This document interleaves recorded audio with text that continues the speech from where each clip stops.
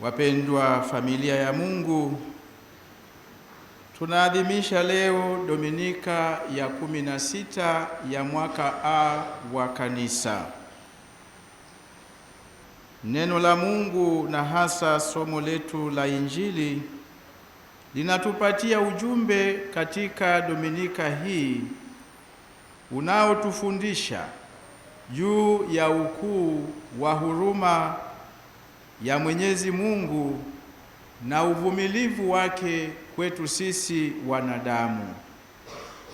Ni wazi kabisa kuwa Mwenyezi Mungu Baba yetu anayetupenda sana, na hivyo kwa udhaifu wetu, tunapotenda dhambi, tunapoanguka katika kutekeleza wajibu wetu, yeye hatuhukumu na kutuadhibu mara moja kwa haraka, bali anatuongoza kwa upendo katika kweli, akitupatia nafasi ili tuweze kujitafakari, tuweze kufanya toba na tumrudie Mwenyezi Mungu. Na yote hayo ni ili sote tuweze kuishi mema na tuishi maisha maadilifu. Tumewekewa mbele yetu katika somo hili la Injili mfano wa magugu na ngano ambavyo vinamea pamoja katika shamba. Na bahati mbaya, wakulima wanafahamu tunapootesha mbegu nzuri kunakuwa pia na magugu. Na magugu mara nyingi yanaonekana kuota hata kwa nguvu zaidi. Lakini katika mfano huu, mwenye shamba ambaye ni Mungu haondoi mara moja yale magugu, bali anaruhusu kuacha hata magugu yaweze kumea na kukua pamoja na ngano hadi wakati wa mavuno. Hapo ndipo magugu yatakusanywa upande wake yakachomwe, bali ngano itakusanywa na kuwekwa ghalani pake. Huu, ndugu zangu, ni mwaliko kwetu sote waamini kuhakikisha kwamba tunaishi kwa kumtumainia Mwenyezi Mungu na tutumie ukuu na uvumilivu wa Mwenyezi Mungu katika maisha yetu ili tuweze kubadilika. Na tunapobadilika tufanye toba ya kweli, kila mmoja akijitafakari na kuona ni mahali gani hajaweza kuishi ipasavyo, na hivyo kutumia hiyo nafasi ambayo Mwenyezi Mungu anatupatia ya kuweza kufanya tafakari, ya kuweza kumuongokea na kufanya toba na kuishi maisha yaliyo mema zaidi. Tukitafakari neno hili la Mwenyezi Mungu, na ambalo kwa sehemu kubwa Yesu alishatoa maelezo yake, tunaona somo la kwanza vile vile linatuandaa kufahamu kile ambacho Yesu anapenda kuweka mbele yetu. Somo hilo ambalo limetoka kitabu cha Hekima ya Sulemani linatueleza kuwa Mungu anaweza kuadhibu mabaya na kulipa mema. Angependa kutuangamiza kwa uovu wetu, lakini kwa hekima na huruma yake anatupatia nafasi ya kutubu, kama anavyosema, walakini desturi yako inazuia hata uwezo wako, na kuhukumu kwa upole na kututawala kwa uvumilivu mwingi, yaani uwezo unao wakati wote utakapo kuutumia. Sulemani katika hekima yake anaendelea kusema, lakini endapo watu wametenda dhambi, unawajalia toba. Kumbe ni sisi daima kuangalia jinsi ambavyo tunahusiana na Mwenyezi Mungu, na hasa kupitia jirani zetu na ndugu zetu tunaoishi pamoja. Na tunapojitambua kwamba tumetenda lile ambalo lisingepaswa kutendwa, basi tuwe tayari kutumia nafasi hiyo ambayo Mwenyezi Mungu kwa upendo wake mkubwa kwetu ametujalia nafasi daima, ili tuweze kujitafakari na kurejea na kufanya toba. Kumbe tunapata ujumbe muhimu hapa katika safari ya maisha yetu ya kila siku, kumshuhudia Kristo kuwa Mungu ni mwenye nguvu, lakini hutumia nguvu zake kwa huruma na uvumilivu, kinyume kabisa na sisi kwa sisi. Mara nyingi inakuwa ni ovu kwa ovu, ni jino kwa jino.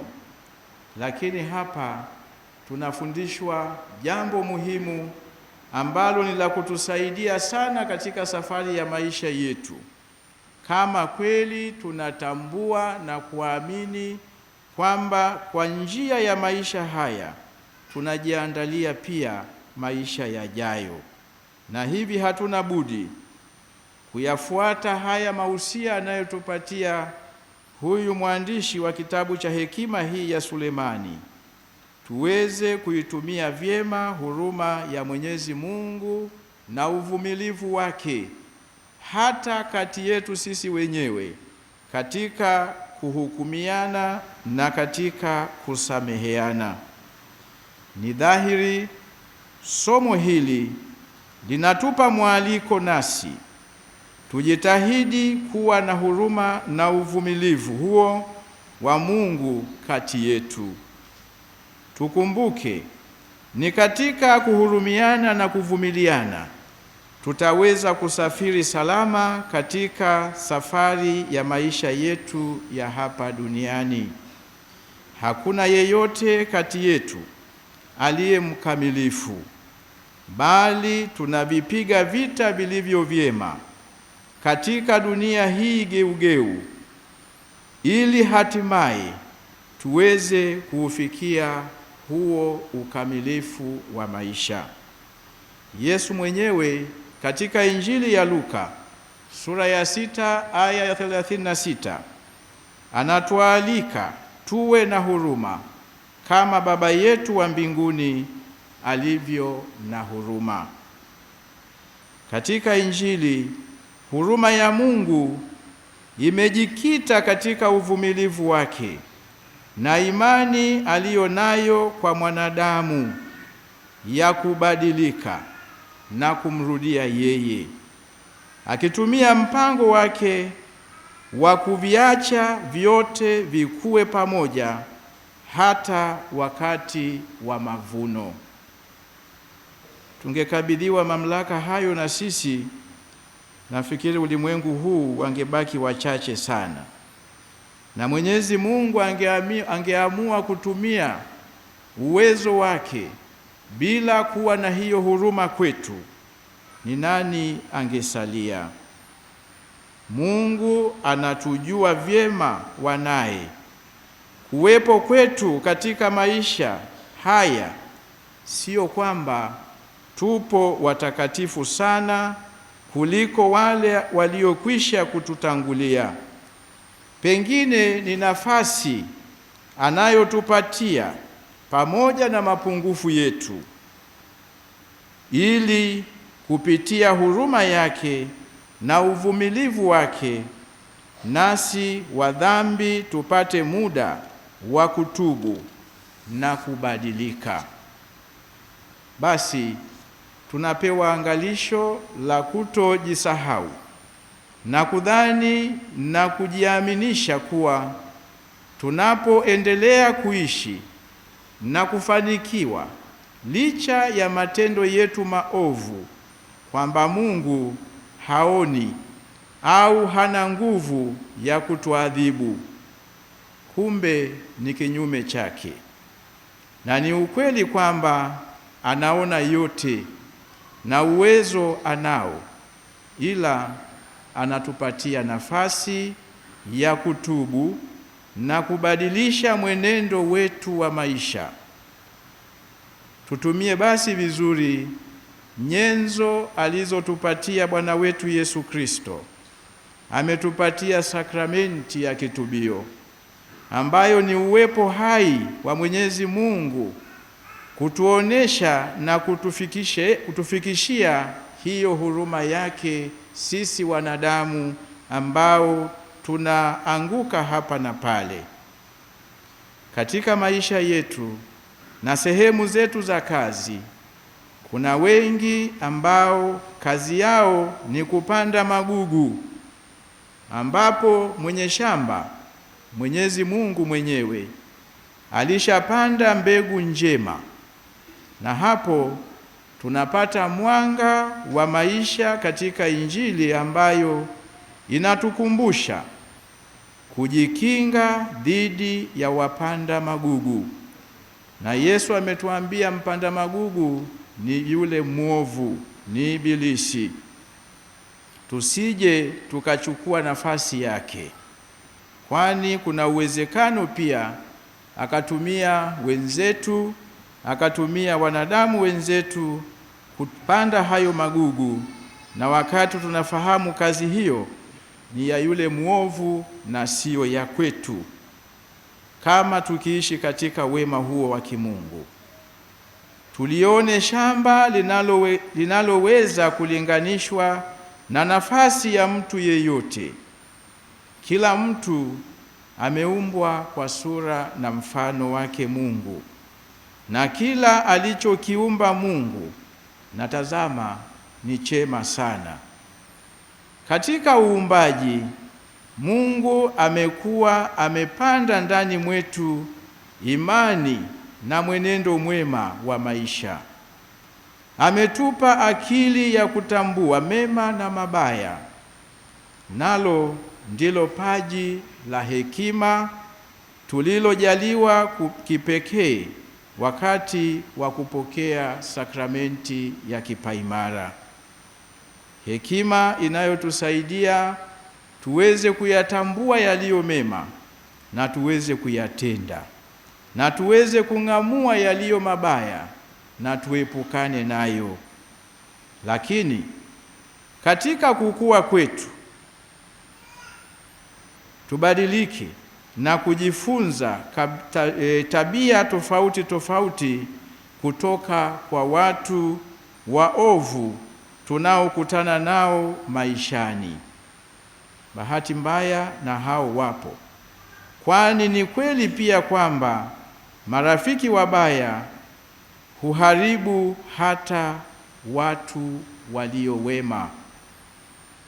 Katika hali hii, ndani mwa mtu, adui Shetani aliyefanya kazi kupitia kwa marafiki waovu amepanda magugu ndani mwa mtu, na hivyo mtu huanza kuwa na tabia zisizokuwa nzuri. Kumbe kila mmoja ana wajibu wa kujilinda na yule mwovu, ili asije kupanda ndani mwetu huo uovu wake. Wazazi nao wana wajibu wa kuwalinda na kuwaelekeza vyema watoto wao, ili asiwepo yeyote wa kupanda magugu katika mwenendo wa maisha yao.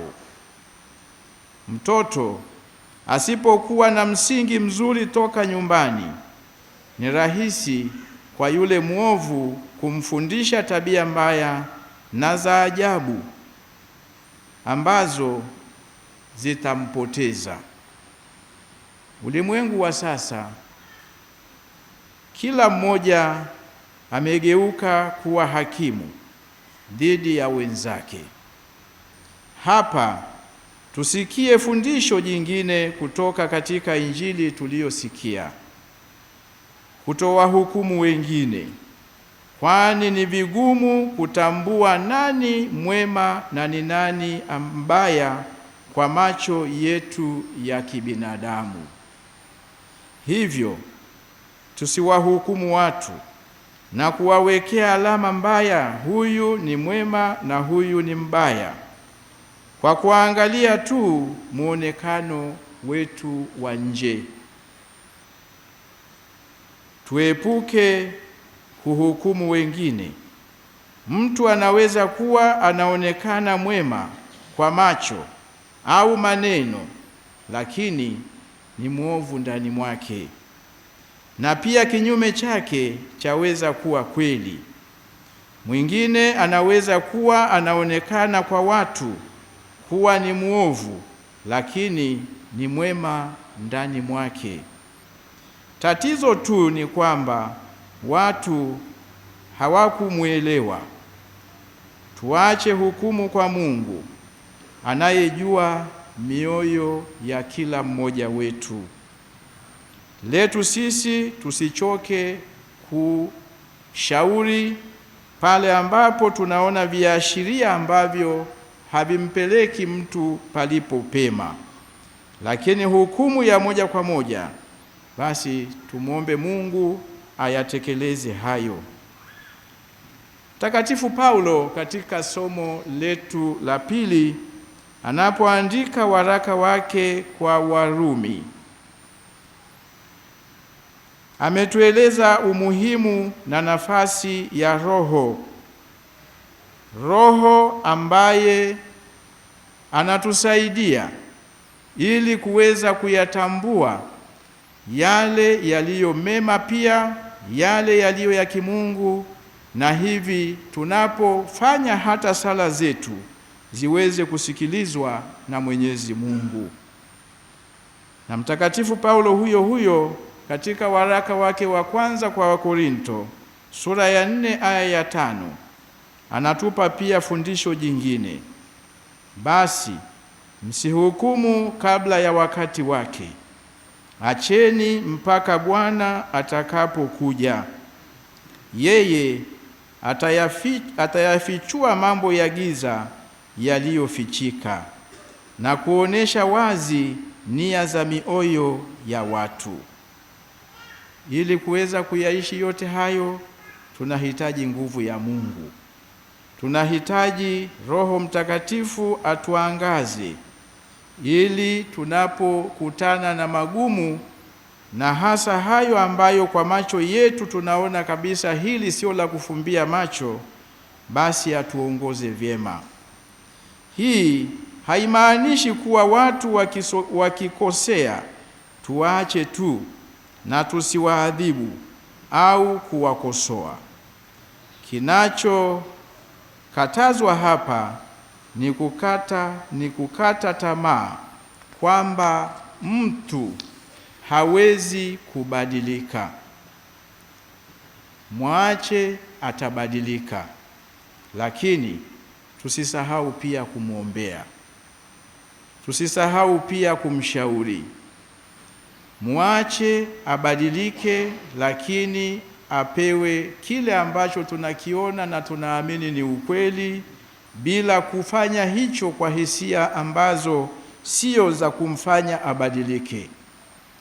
Hata kumkemea au kumwadhibu aliyekosea inaonesha kuwa bado tuna matumaini katika mtu huyo kuwa anaweza kubadilika. Pasingekuwa na matumaini, pasingekuwa na haja hata ya kumwadhibu. Injili inatufundisha pia kutowabagua watu wasio na uwezo. Wale watumishi walitaka kung'oa magugu ili ngano ikue vizuri. Katika maisha yetu kuna mwelekeo wa kuwanyanyasa au kuwatenga wasiojiweza na walemavu, ili walio wazima waishi vizuri. Huu ndio mwanzo wa utamaduni wa kifo unaolenga kukatisha maisha ya wanyonge kama walemavu, vikongwe, wagonjwa, na nyakati zetu hizi hata wale tunaofikiri kwamba wanaamini au wana itikadi tofauti na sisi. Tunayashuhudia katika maisha ya jamii zetu, na haya ni mambo hatarishi. Yesu anatufundisha na kutukumbusha tena, tuviache vyote vikue hata wakati wa mavuno, naye atafanya kazi yake atakapowapeleka malaika wake waende wakavune, na hivi watajua ni yupi ataingia mkono wa kulia na ni yupi ataingia mkono wa kushoto. Wakati wa mavuno, mwenye shamba atatenga ngano na magugu. Katika Injili ya Mathayo, Kristo anasisitiza pia akisema, atawaweka kondoo upande wake wa kulia na mbuzi upande wake wa kushoto. Mathayo sura ya 25 aya ya 33. Watu wabaya wakibaki katika kufurahia kufanikiwa kwao na kusahau toba, watambue kuwa hukumu pia ipo. Kumbe tusishangae kwa nini Mungu hawaondoi haraka watu waovu na kuwaulia mbali.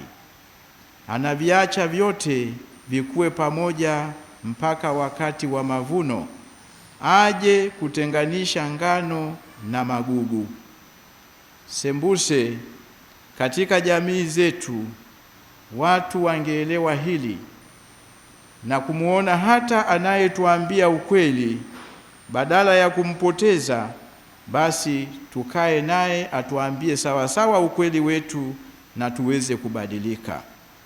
Lakini tukiendeleza tabia hii ambayo inajitokeza katika jamii zetu, anayesema ukweli anakuwa ni adui, anayetenda haki anakuwa ni mbaya.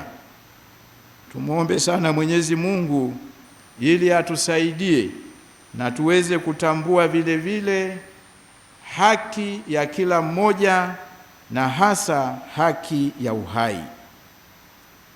Injili inaendelea kutupa na fundisho jingine tena, kutokung'ang'ania yale yanayotufanya tuukose ufalme wa Mungu na kutualika kuyaacha. Yesu Mungu wake, bali alijinyenyekeza akawa mtii, naam, hata kufa msalabani. Basi nasi tujitahidi kuthamini hata mambo madogo, na polepole yanakuja kuzaa matunda mengi kama mbegu ndogo sana, ikipata kutunzwa inavyokuja kuwa ni mti mkubwa. Hali kadhalika na ufalme wa Mungu unaofananishwa na mbegu ndogo ambayo baadaye inakuwa mti mkubwa, na mbegu hiyo ndiyo ile imani iliyosiwa ndani mwetu tangu tulipobatizwa, na inakuwa hatua kwa hatua, na tunawapata wale ambao tunaitwa sote ni wana kanisa, na baadaye ufalme wa Mungu unazidi kunawiri na unaanza kuonekana hata katika maisha yetu. Tujitahidi basi kutokung'ang'ania hayo ambayo yanatufanya tuukose huo ufalme wa Mungu unaoanza kama mbegu ndogo kabisa na baadaye unakuwa mti mkubwa. Kutoka somo letu la pili, kama nilivyokwisha kugusia kidogo, Mtume Paulo anatufundisha kwamba Roho Mtakatifu husaidia udhaifu wetu. hasa pale tunaposhindwa kujua jinsi ya kuomba, kwa sababu yeye hutuombea kulingana na mapenzi ya Mungu. Na hivi nasi, ndugu zangu, tujiweke mikononi mwa Roho Mtakatifu, tumpe nafasi atuongoze katika maisha yetu. Tumpe nafasi atukumbushe yale ambayo Kristu mwenyewe angependa kutufundisha, ili nasi tuyaishi na tukafundishe wengine. Na yeye aichunguzaye mioyo aijua nia ya Roho ilivyo, kwa kuwa huwaombea watakatifu kama apendavyo Mungu.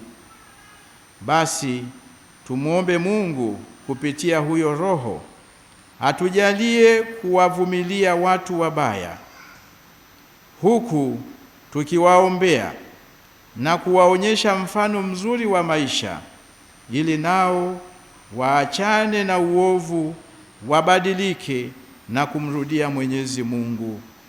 Pia Mungu atujalie tutumie vyema uvumilivu wake wa kutuacha tuendelee kuishi hata kama tunatenda mabaya, kwani si kwamba haoni, bali anatupa muda wa kutafakari na kuweza kutubu.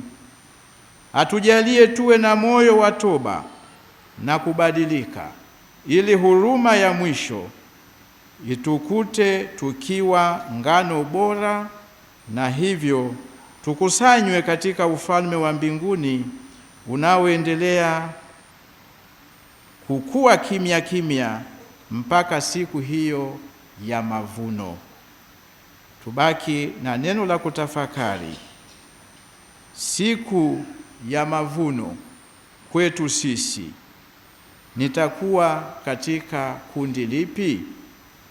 Nitakuwa nimekuwa kweli ngano iliyo njema, au nitakuwa ni magugu ambayo yatawekwa pembeni na kuchomwa moto? Tumuombe Mwenyezi Mungu, kwani kwa kuumbwa kwetu tumeumbwa ili tumjue Mungu na tunamjua, tumpende na tunampenda, hasa katika kutumikiana sisi kwa sisi, na yote hayo ni ili yatusaidie kufika kule mbinguni na sio kuangamia katika moto wa milele. Tumsifu Yesu Kristo.